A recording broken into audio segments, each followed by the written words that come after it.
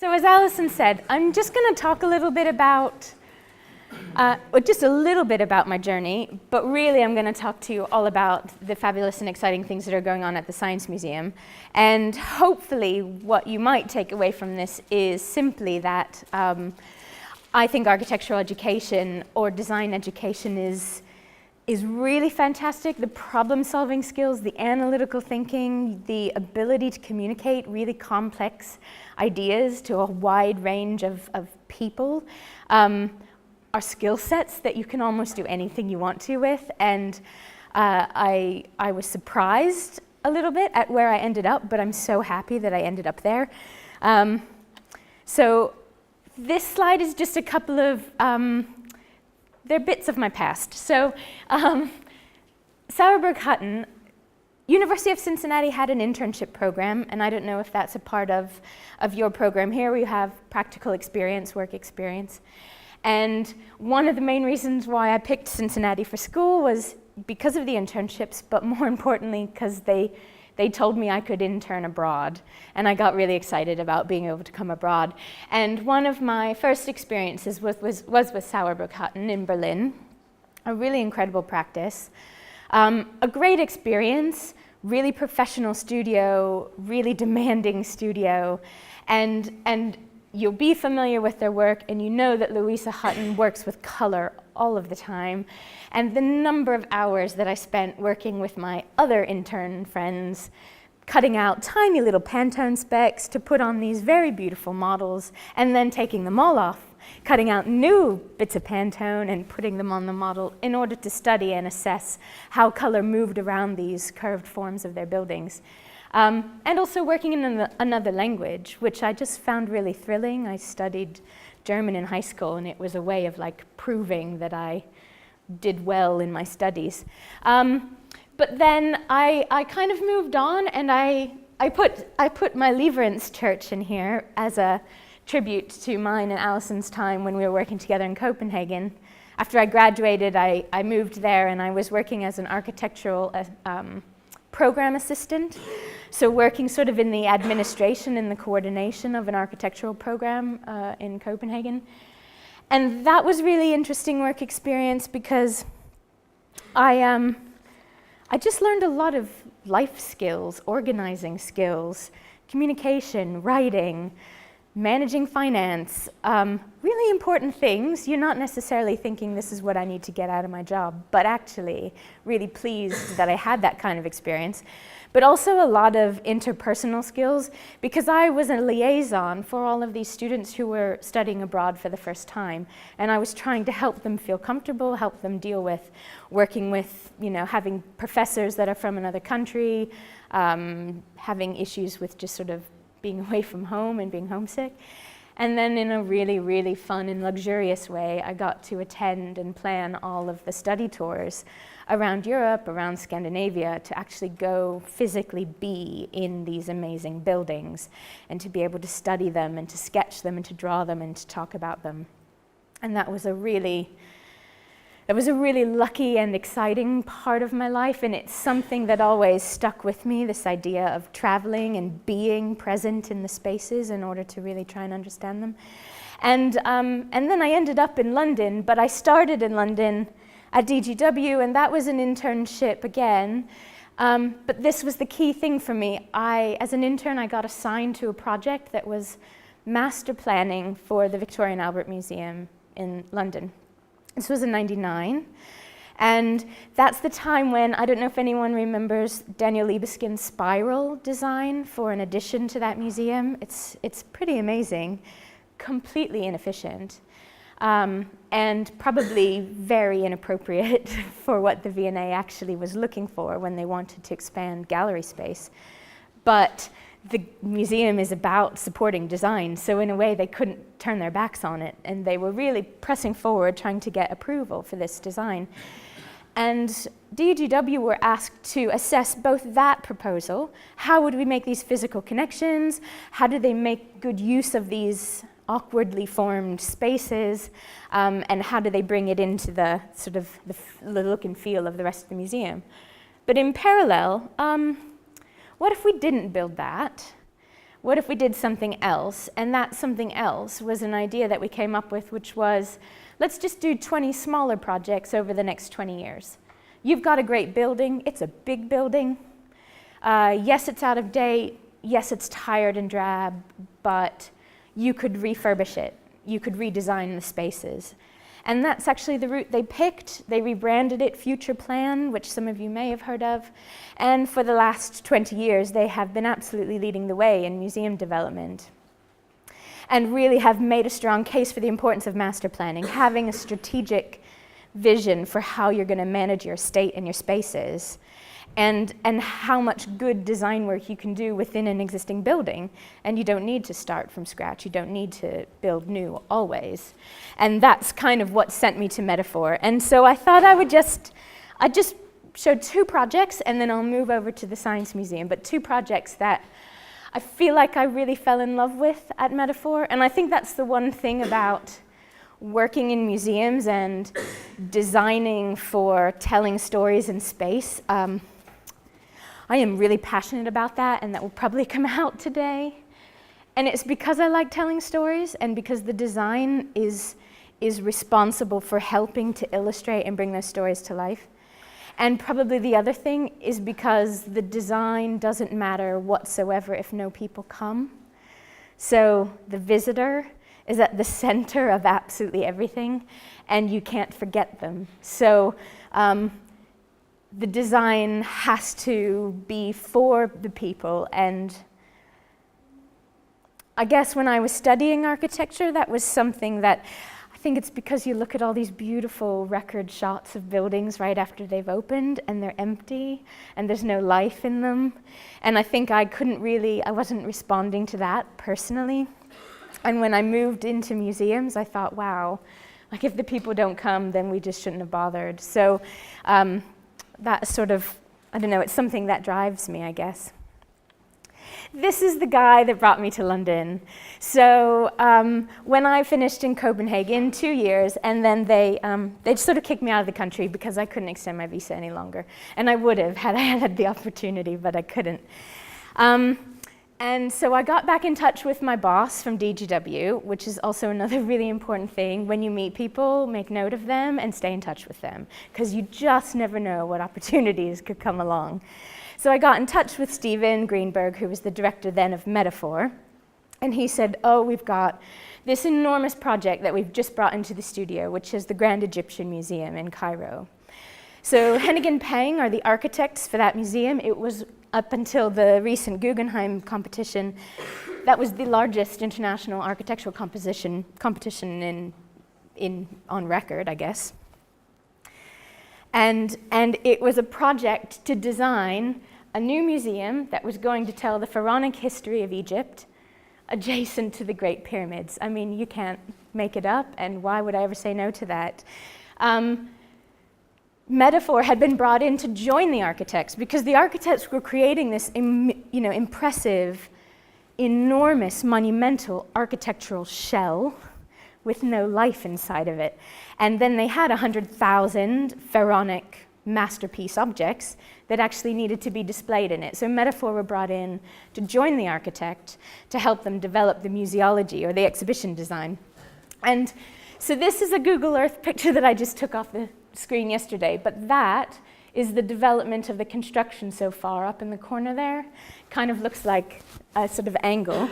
And these are the 3 Great Pyramids. And so when you're standing at the end of that building, looking out these big windows, you have the most remarkable view of the 3 pyramids in Giza. And what we did on that project was really, this is the 3rd floor of that building. It's like 35,000 square meters. It's so big. It's like doing a small town planning exercise. I kind of describe the architecture as a hand.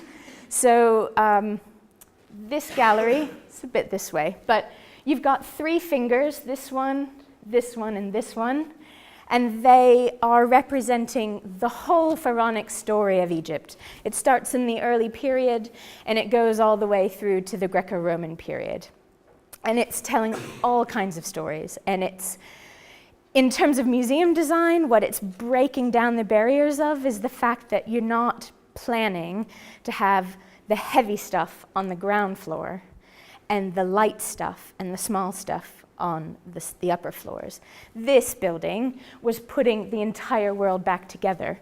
So we were constructing entire temples, and then within the temples we were showing you the jewelry and the jars and the clothing or the furniture or the chariots, everything that kind of went with that particular world. We were able to put all back together because the building was designed for that. But also we had to think about, well, it's so big. We have to give you vistas. We have to give you reasons to walk all the way down here, or to go all the way here, or to make it all the way to the very end, because really, really big space. So if that's 3 fingers, then the other 2 fingers, which are these 2, is Tutankhamun. It's the whole treasure of Tutankhamun. And the stories were set out so that we're telling you the stories of his life, the stories of his death, and a small gallery around rebirth. And that was based on the artifacts that Howard Carter found in the tomb. But what was so fascinating about this was there was huge opportunity for drama and for really, really building up suspense and to create these really multi-textural environments where we could have the real objects, but we could have beautiful film. We could take you to the Valley of the Kings and bring that story into the museum. And it really gave you a sense of connecting with all of Egypt, even though you were in one place in Cairo. This project I worked on for 5 years. It is absolutely the longest relationship I've ever had in my life. And when I left the project, I feel like I broke up with someone. It was really, really difficult. And I follow it along to see how it's coming, because it is very slow going. It's definitely on some shui time, some good old Egyptian time. And I just thought I'd give you a little taster. So when they thought about opening it, it's so big, they're not really going to have everything done all at once, and they'll want to open that building as soon as they possibly can. So we had talked about an idea of opening this grand staircase, which is how you get up to the 3rd floor, and the Tutankhamun gallery, and that would be the original first experience while they're building the other galleries. So the grand stair, you start at the bottom with Cleopatra, and this is like the one monumental thing the pharaohs never built. It's their hall of fame. It's all the pharaohs in one place, lined up and marching up the stairs. And you start with Cleopatra at the 8th at the bottom, and you march all the way up to the top to Khufu, who built the Great Pyramid. And Khufu's sculpture is like this big. It's this precious little stone sculpture that we put in this enormous, tall tower of a showcase, and he looks out the window at his pyramid. I mean, how does it get better than that? I'm not sure. But you go up this staircase, and the scale of it is just so enormous. This is a scaled model. HPA had to design travelators to go up the stair because there's no way you could climb all those stairs and then do anything else. So we kind of actually designed the stairs so that you'd probably trickle down it rather than walking up it. So you'd probably go up the escalator and then trickle back down. And along the edges, you just have all these cartouches. These are like the nameplates of all of the pharaohs. So every pharaoh in chronological order, just kind of lining the staircase. But in Tutankhamun, the thing that we wanted to do here, because his collection is absolutely amazing, you tell the stories of life because he had all these daily life objects, furniture and shoes and games and walking sticks, all kinds of things. But then, of course, you have his collection about death.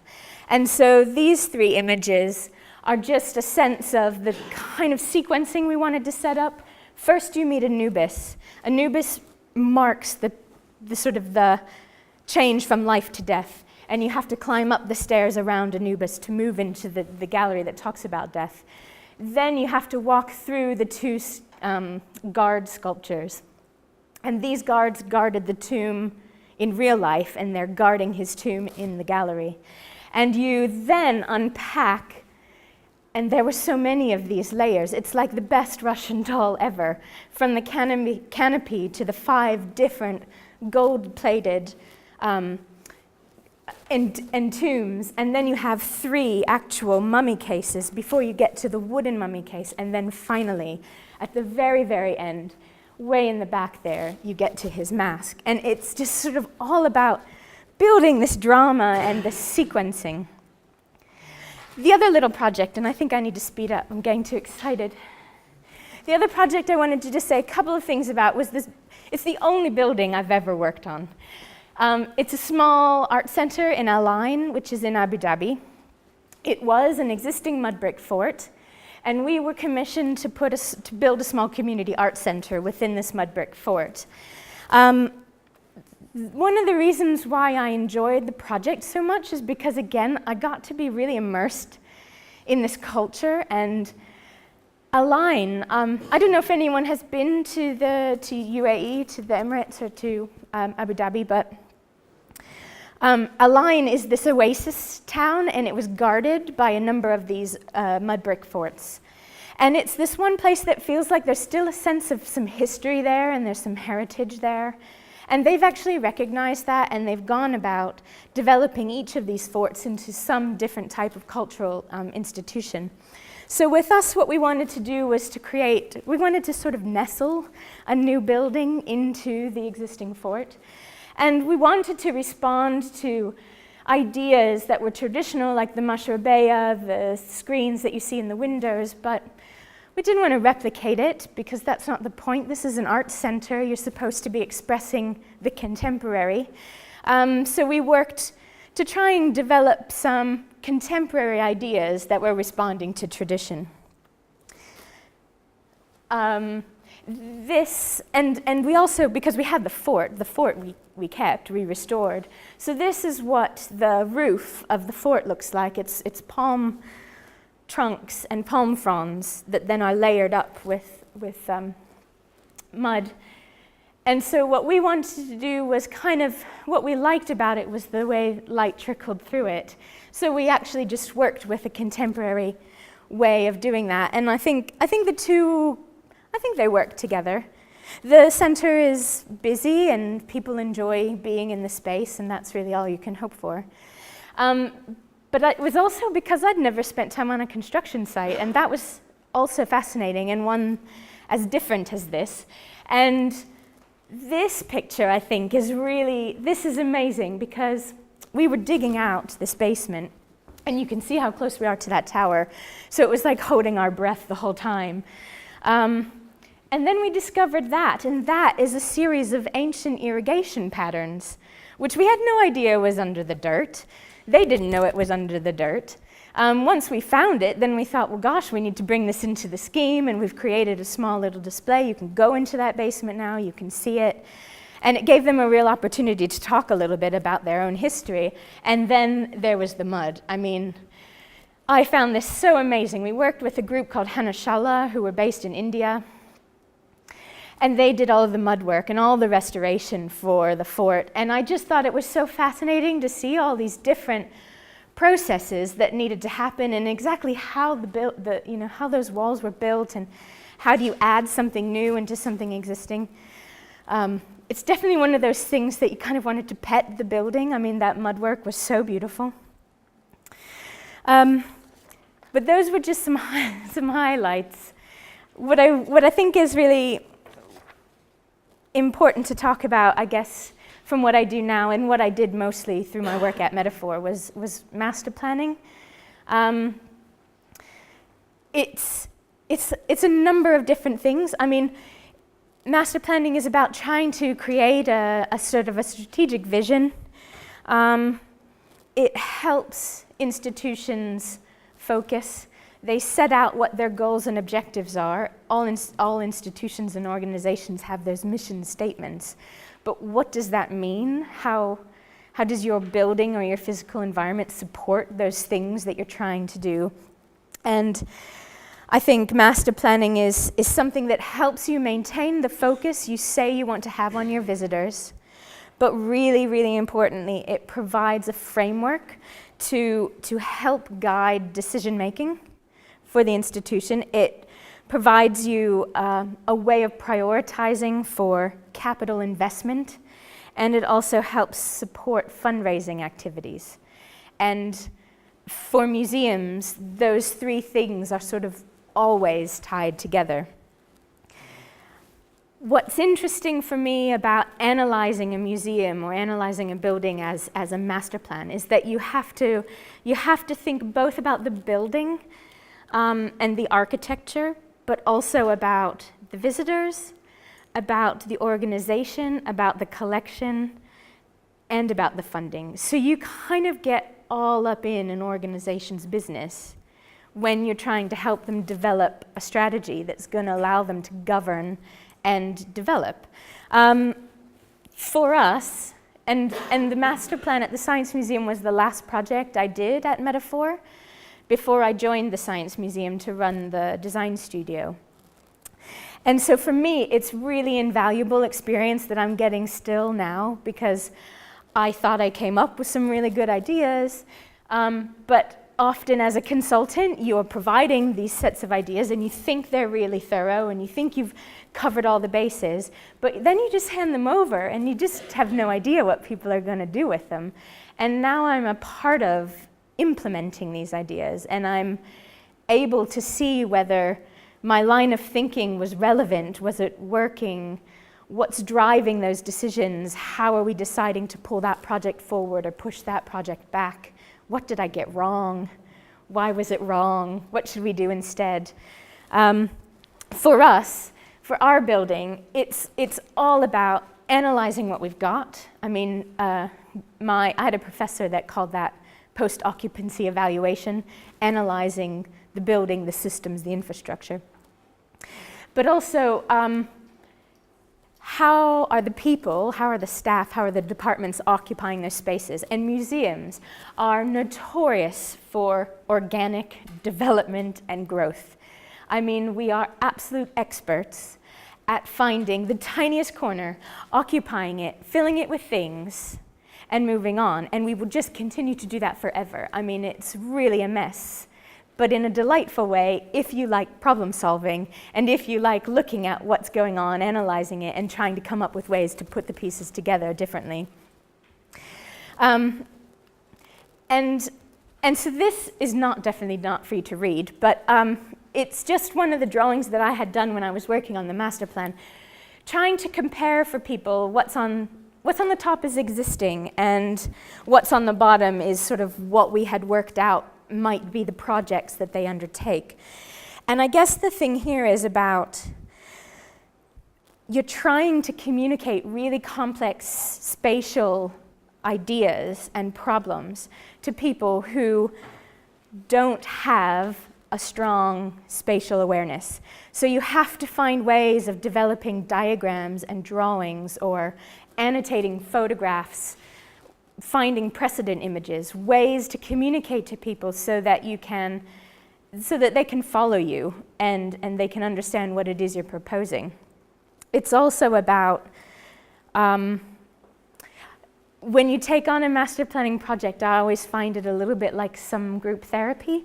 People will download all kinds of things to you, and it is very emotional because people who work in museums are incredibly passionate about what they do, and they will tend to work with museums for decades. They won't leave. And so part of it is about trying to separate out what is emotional and what is the problem. Because ultimately what you're trying to do is map a lot of soft layers, people and departments and adjacencies and funding, with hard layers. You have a building. It is this size, it is this height, that's the size of your door. So you're trying to map that soft with the hard, and at the same time be empathetic with the people who are finding this as an opportunity to just tell you everything. And I think what you get out of it is that you actually have an opportunity to influence some of this more organizational or cultural change in an institution, because you've been exposed to all of it at absolutely every level. You've talked to the cleaning team and you've talked to the museum director. So you've kind of seen, they've really exposed themselves to you, I guess. And you need to be respectful of that, but also they're asking you to give them a direct and honest opinion. So, and there's no repercussions for doing that because you don't work there, so you don't have to eat lunch with that person the next day. It's really your job to be open and to present clients, I guess, with genuine options of how they might tackle some of their problems. So at the Science Museum, okay, these diagrams, our building is fascinating. The idea of the project for the Science Museum came out of the 1851 Great Exhibition. They created the South Kensington Museums. We were a part of the South Kensington Museums. And around 1910, there was such an uproar for science and technology to have its own building and to have its own museum that a commission was founded, and we developed the architectural brief to build the building that we have today. But we did it in a series of steps. And I think as an architect, if you walk through the building today, you can read the different architectural languages. It was built in about 5 steps, and it was built over a century, which I think is really fascinating. Our building isn't listed, which is unlike our neighbors. So our neighbors are the Natural History Museum and the Victoria and Albert Museum, and they're listed buildings. And it gives us a lot of scope for making change, for being flexible, for not treating our building too preciously, so that it can really respond to the needs that we have today. And I love these pictures. When it was constructed, this is in about like 1930, probably 28.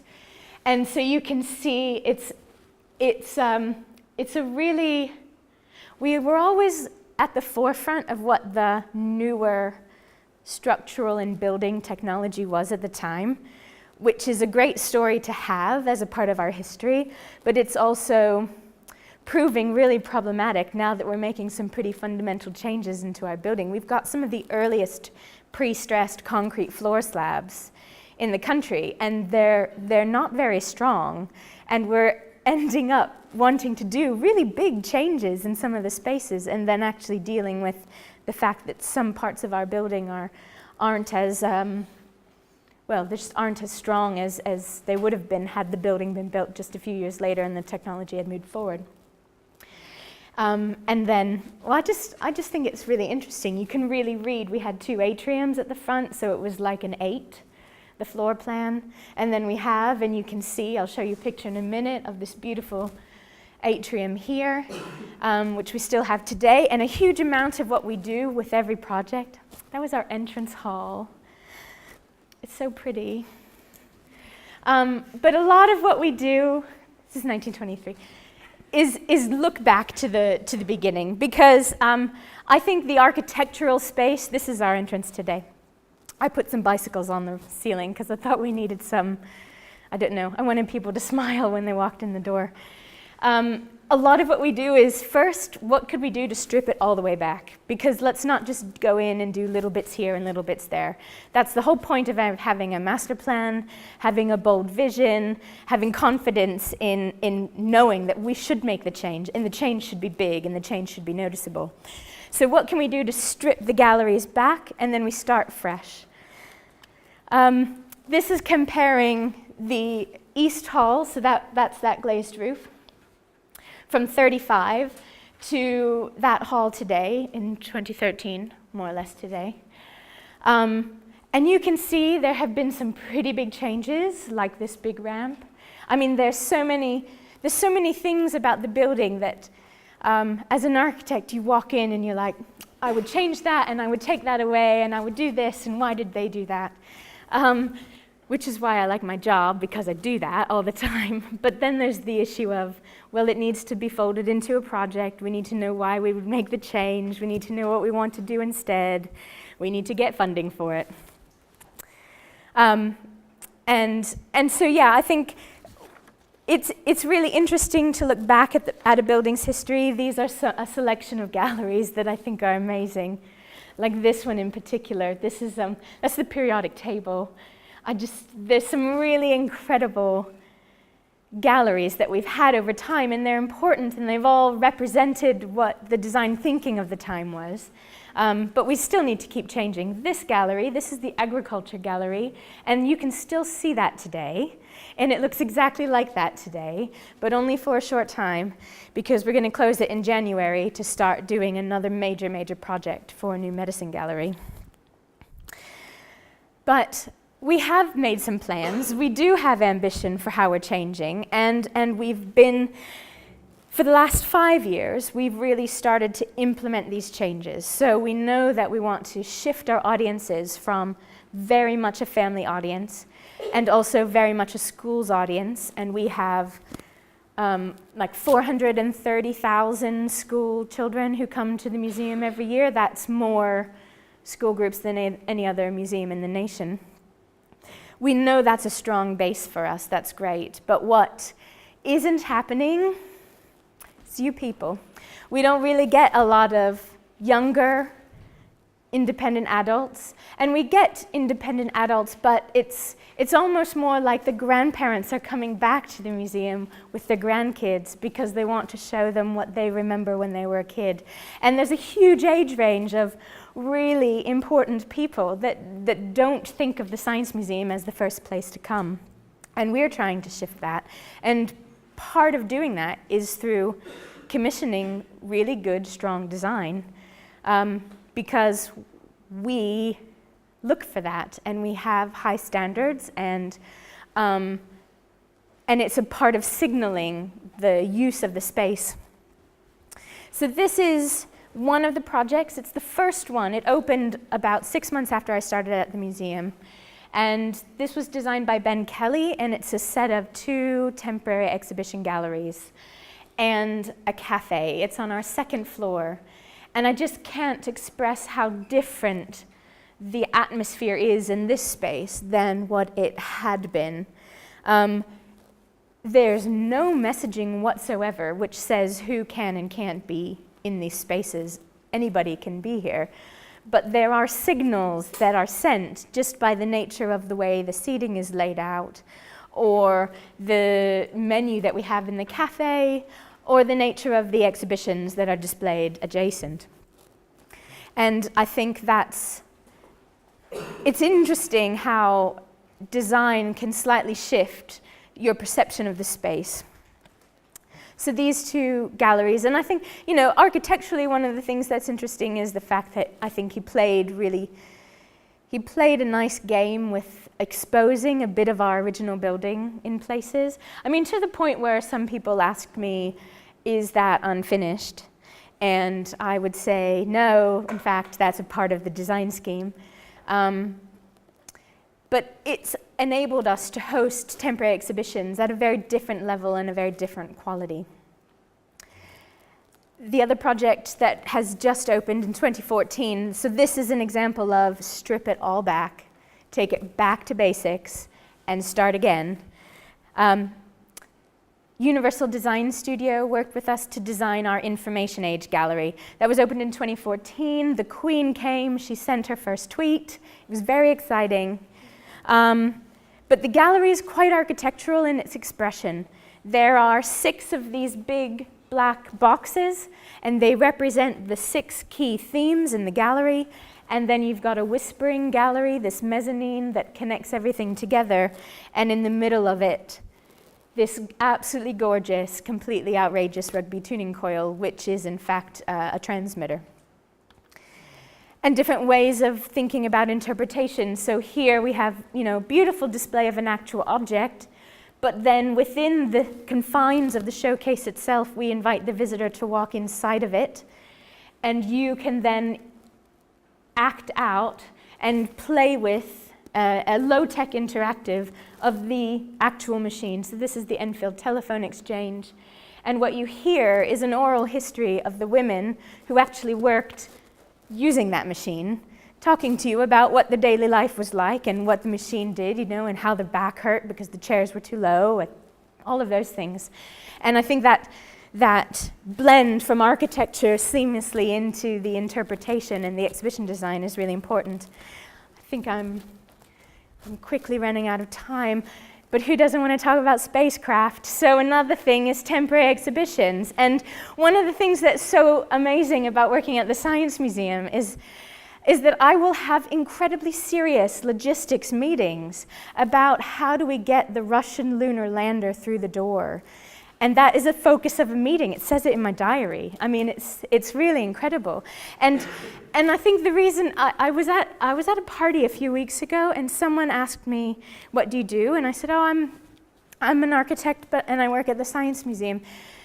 And they said, "Oh, so do you design whatever?" I said, "Well, I run the studio and I oversee this, and I'm a client for design." She said, "Oh, well, so you're not really working as an architect." And I was thinking, I beg to differ. I feel like I'm using my education, I'm using those thinking processes, I'm dealing with those complexities all the time. It's just applied in a different way, and certainly with a different set of details. But these spacecraft, so I don't know if anyone made it to see our cosmonauts exhibition, which was on it was on about 6 months ago. But this is what the Russian Lunar Lander looks like. It's so incredible. It was ready to go to the moon at the same time, and the Americans beat, I was going to say us, but that's not us, it was just my story for 6 months. The Americans beat the Russians to it, and they just decided, no, we're mothballing it, because you know what, we don't want to be second. And then they started focusing on building Mir, the first space station. But we worked with real studios to design this exhibition, and in this exhibition, it was very much about the fact that the objects themselves can definitely speak for themselves. They are so beautiful as designed objects that you don't have to do anything to bring them to life. That's not always the case with our collection. We've got a lot of white boxes, but these weren't that kind of object. And so what we needed the spatial design to do was just give it a very monumental backdrop. And it was really not a huge amount of build that we did, but it was just about, I guess, emphasizing the sense of this growing momentum of the Russian space program. And I have to say, this is Vostok. It's Valentina Tereshkova's descent module, the first woman in space, came back down to Earth safely in that, which is so amazing, and it is completely covered in asbestos. But she refers to it lovingly as if it's like her husband.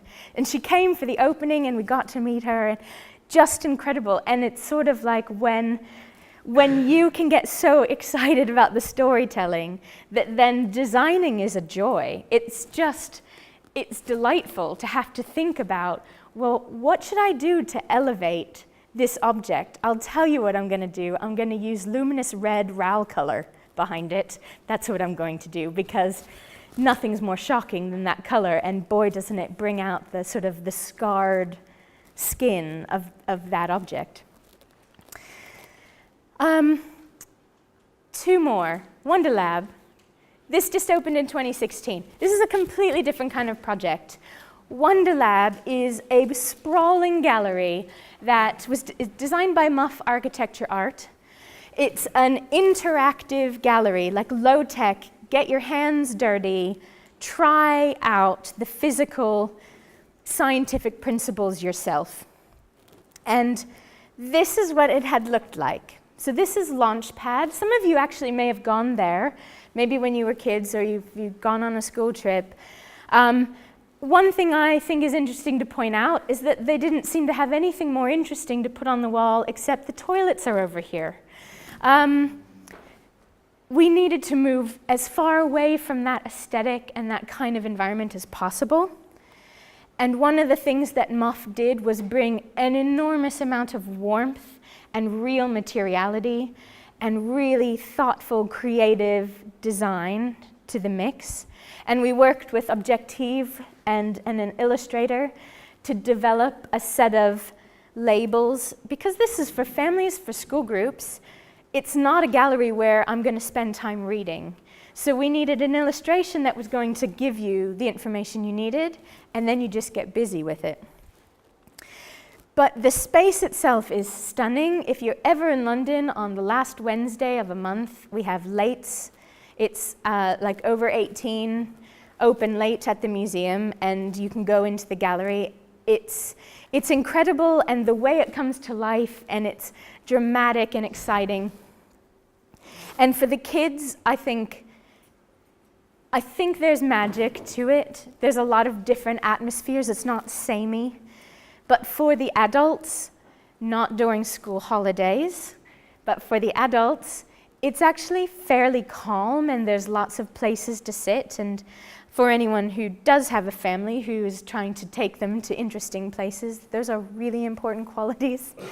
And for the school groups, we've created a separate entrance for them. They need to be briefed, they need to be explained, this is what you're going to experience.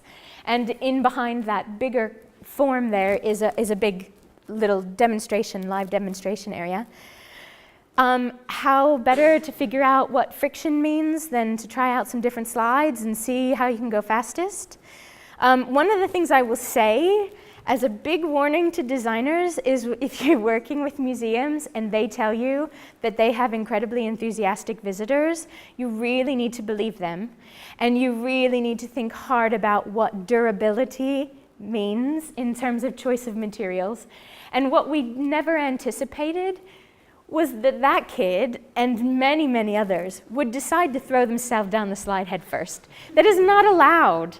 And I didn't want to put rules up on the wall, but I'm going to have to because sometimes people are getting a little out of control. The last one is just a little preview of what is about to open on the 6th of December. This is the Mathematics Gallery. It was designed by Zaha Hadid Architects. The thing that's so, I think, impressive and exciting about this gallery is that their competition response was really simple. We've got that plane, it's a real plane, it's hung from the ceiling. We always knew that plane was going to be in the center of the gallery. And they took that plane, and all they did was model the airflow around it. And the airflow around it created a direction for the floor plan, and it created a direction for the three-dimensionality or the landscape of the shape of the plinths and the showcases. And it's a singular idea, and actually what they've done is added yet one more object to the gallery, which is the gallery design. I can't stress enough how successful the partnership has been for this project with that particular architect and our particular curator who has shaped the story and the narrative for the gallery. It's worked so well for us that I hope that post December 7th, you will all find a reason to come to London and find a reason to spend time in this gallery. The other thing that I'm really proud of in this gallery is that my design studio designed all the graphics for it. So we collaborated directly with ZHA. And this is a diagram, one of many, many, many, where we were trying to figure out for graphic elements, panels that were going to provide some text that actually tell you stories. How should it best integrate into this completely algorithmic world? And how much of that airflow trajectory should actually be present within the graphics themselves? And this was a study trying to think about when you've got this wall that comes up, where would the air be flowing within that mix? And because most of us in the studio are graphic designers, and because ZHA develop all of their drawings within the 3D model, all we could do to understand it was to build these little things all the time, because trying to take or unroll a form and then think about what does the flat graphic that has to go onto it actually look like when it's then back in its 3D dimension. Really, it was like the biggest challenge that we faced, and I'm really glad we did it, because I think we learned a huge amount by working with them on that. And we also wanted or knew that this was not going to be a gallery that would have additive layers. If anything, it was a very reductive and very controlled and highly edited design. And so thinking about how we integrated the graphics into the physical structure was a huge part of our research, and we've learned so much as well by doing that. And I thought I would just finish with a little sneak peek. It's actually from several months ago of the construction site. You can see again, we stripped back the gallery. You can see the beautiful old brick walls, and just a glimpse of something that's coming in on the ceiling. But I think I'll stop there. It's probably past time anyways. Thank you.